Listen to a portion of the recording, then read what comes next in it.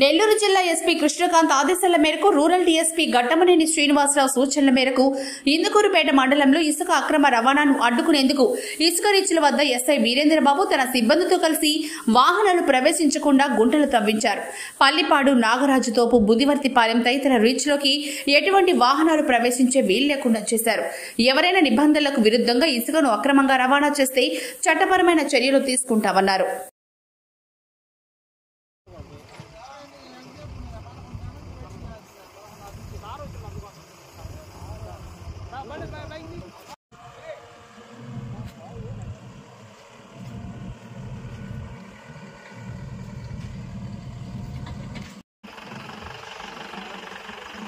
Sir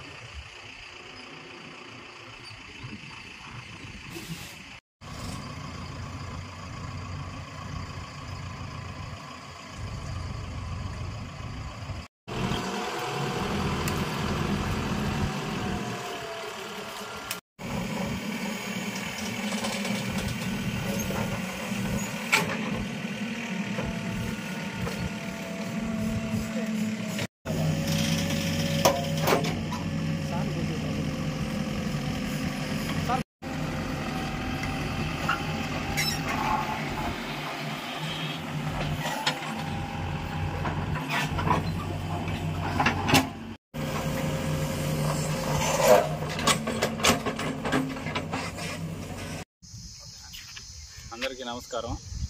ఈరోజు మా గౌరవనీయులైన జిల్లా ఎస్పీ గారి ఆదేశాల మేరకు, అదేవిధంగా మా రూరల్ డిఎస్పీ గారి ఆదేశాల మేరకు మండలంలో ఇందుకూరుపేట మండలంలో ఎక్కడా కూడా అక్రమంగా ఇసుక తరలించకుండా ఈ రీచ్లో ఉన్నటువంటి పల్లిపాడులో కానీ, ముదివర్తిపాలెంలో కానీ, నాగరాజు తోపులో కానీ 3 రీచ్ల్లో జేసీబీలు తీసుకొచ్చి ఆ రీచ్కి పోయే దారిలో గుంటలు తవ్వించడం అయింది.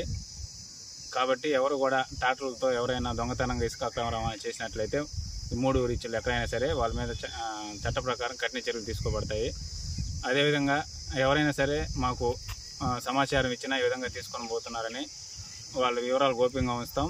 తర్వాత వాళ్ళ మీద కఠిన చర్యలు తీసుకోబడతాయి. ఎవరైతే అక్రమంగా ఇసుక రవాణా చేస్తూ ఉన్నారో వాళ్ళ బళ్ళు కూడా కోర్టుకు పెట్టి సీజ్ చేయడం జరుగుతూ ఉంది.